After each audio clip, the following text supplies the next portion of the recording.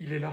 Pour la troisième fois. Et c'est même pas l'été. Déjà qu'il se passe des dingueries à l'entraînement. Et ça, c'est même pas terminé. Officiel, le Real Madrid paye la clause libératoire de Mastantuono. Un transfert s'élevant à 63,2 millions d'euros. Assez étonnamment, étant par la même occasion le transfert le plus cher de l'histoire du football argentin. Comme vous le savez, River Plate a posé des problèmes, tout comme Benfica avec Carreras. Le joueur ne rejoindra que à partir du 14 août, donc après la Coupe du Monde des clubs. S'ajoute officiellement à la liste des deux recrues qu'on avait déjà, Wilson et Trent Alexander-Arnold.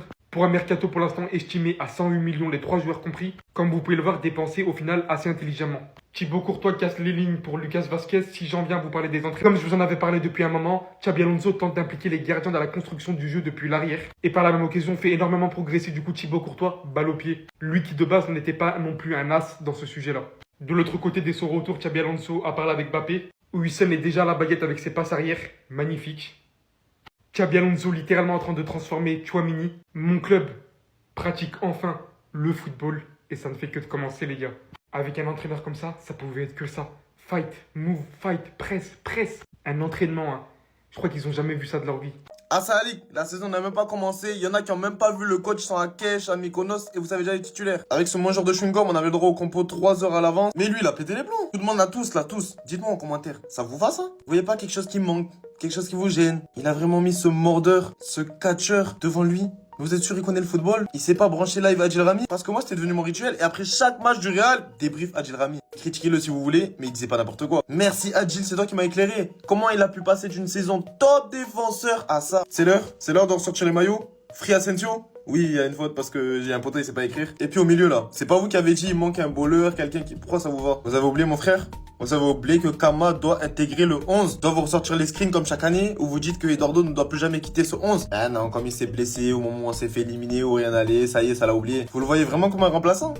Enregistrez la vidéo, on en reparle en fin de saison. Chaque année, vous faites la même chose pour venir à chaque fois tweeter. Ah, finalement, Eduardo, quel joueur. Nous, on est dans le train. Il y en a qui sont dans le train là. Et même lui là, le petit nouveau Franco. T'es un crack, mais tranquille. Comment ça, il veut en faire son titulaire cash? J'aime bien le taquiner, mais respecter le R aussi. Hein? J'en parle comme si c'était un joueur lambda, mais c'est un joueur de fou. N'oubliez pas que sur toute la première partie de saison dernière, le meilleur des trois, c'était lui. La Coupe du Monde des clubs, c'est déjà un fiasco. Malgré tous les gros clubs qu'il y a, on vient d'apprendre que ça n'intéresse pas grand monde aux États-Unis. Mais à quoi vous attendiez? Après le média L'équipe, la Coupe du Monde des clubs n'intéresse pas grand monde aux États-Unis. Des dizaines et milliers de billets sont encore disponibles pour la plupart des matchs de groupe. La FIFA a même dû réduire le prix de certains billets à 85%.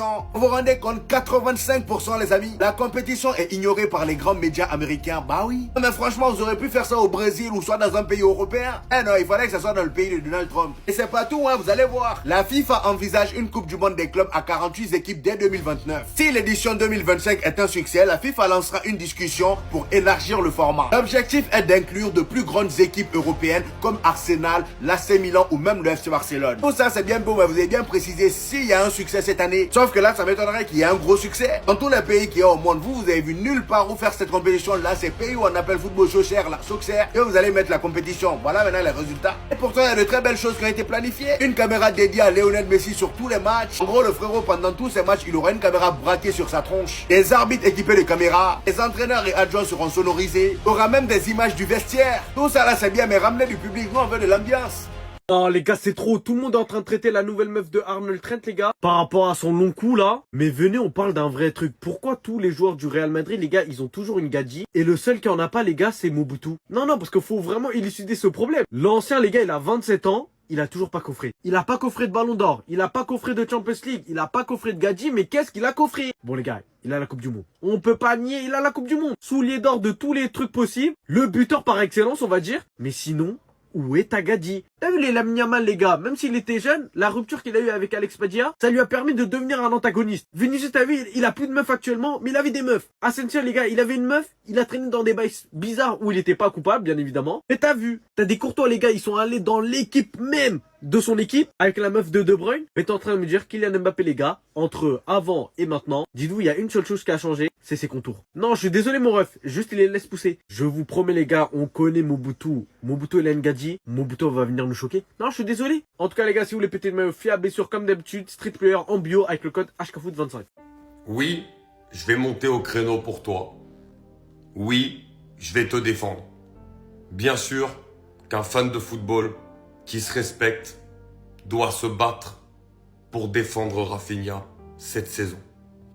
Parce que depuis un moment, et Dieu sait que ça fait longtemps que j'ai envie de faire cette vidéo, j'ai attendu un petit peu, plus personne ne parle de Rafinha dans la course au Ballon d'Or.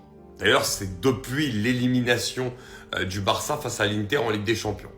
Mais dites-vous bien que si pour ma part, Ousmane Dembélé est celui qui mérite le plus de Ballon d'Or et Lamine Yamal est le joueur qui nous a fait le plus frissonner dans le football aujourd'hui, très clairement, dans un débat, il y a Rafinha.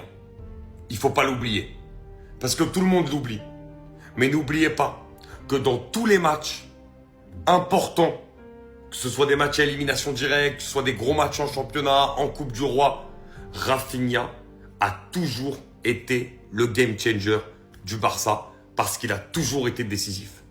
Alors oui, c'est pas le même joueur que Yamal ou qu'un Dembélé, c'est pas celui qui va te faire forcément énormément de différence sur le côté, mais c'est celui qui de son chapeau est toujours capable de te sortir une frappe à l'entrée de la surface, des bonnes combinaisons, qui fait les efforts défensifs énormément, parce qu'on loue ça chez Dembélé, mais il faut le louer chez Rafinha aussi. Celui qui, à chaque fois que son équipe va mal, arrive à aller marquer le but important qui redonne confiance au collectif. Dans tous les gros matchs cette saison, Rafinha, il est jamais passé à côté. Et on sait que dans l'attribution d'un Ballon d'Or, ça compte également. Je ne dis pas que Rafinha doit le gagner, mais je dis que Rafinha doit être considéré dans la discussion. Et qu'actuellement, quand on entend les discussions du Ballon d'Or, on n'entend jamais Rafinha. Et c'est ça, moi, qui me gêne.